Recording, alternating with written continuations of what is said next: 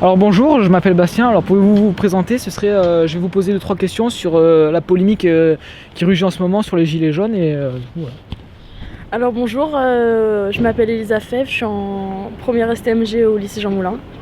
Bonjour, je m'appelle Zélia Richard, je suis en première STMG aussi à Jean Moulin. D'accord. Alors que pensez-vous de la manifestation des gilets jaunes? De mon point de vue personnel, je trouve ça un peu ridicule parce qu'à bout d'un moment, si on persévère et que ça change rien, je trouve ça un peu ridicule de continuer, sachant que ça bloque les routes, donc ça dérange certaines personnes à faire leur quotidien, aller travailler, la routine, tout ça.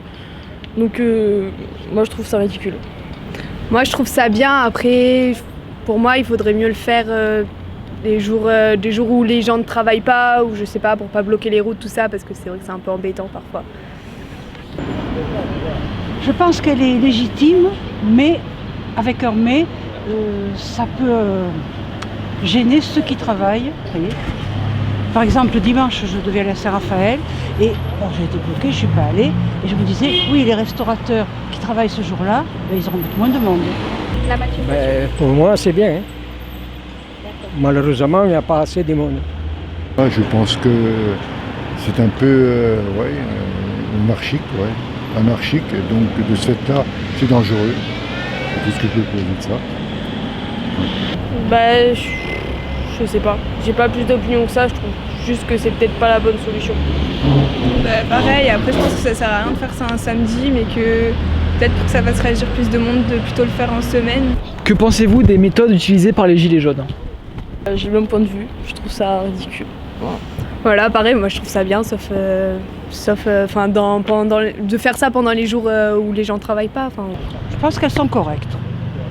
Elles sont correctes puisque normalement il n'y a pas de violence, sauf ceux qui veulent forcer les barrages, mais ça vient pas du fait des manifestants, quoi. Les méthodes, de toute façon, il n'y a pas 36 000 les méthodes, il n'y a que ça. Malheureusement, il y a des choses qui sont en plus. La casse et tout quanto, pour moi, c'est en plus, c'est pas utile ça. Je dirais comme tout à l'heure, c'est pas organisé en fait. Peut-être que la réponse était mieux pour cette question. Original, parce que vraiment personne ne s'y attendait. Et ma foi, mais le gouvernement même actuel a des problèmes parce que justement c'est pas identifié. C'est généraux, il n'y a pas de leader, il n'y a rien. Alors c'est vraiment un problème ça, qu'il n'y ait pas de leader, parce qu'il n'y a pas donc de concertation. Et c'est dommage, parce qu'on ne sait pas justement jusqu'où ça peut aller.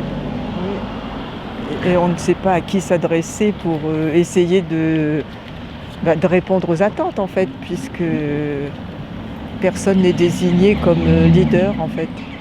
Donc à qui répondre, avec qui concerter?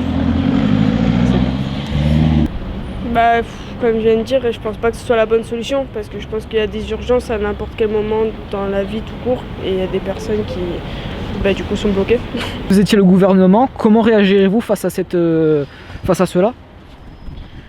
Moi, je pense que vu qu'il y a eu quand même pas mal de scandales par rapport aux manifestations, j'agirais, je ferais quelque chose, ou alors j'enverrais un message aux médias pour les diffuser, tout ça, au moins qu'ils réagissent, mais à ce que je vois, il se passe rien, donc...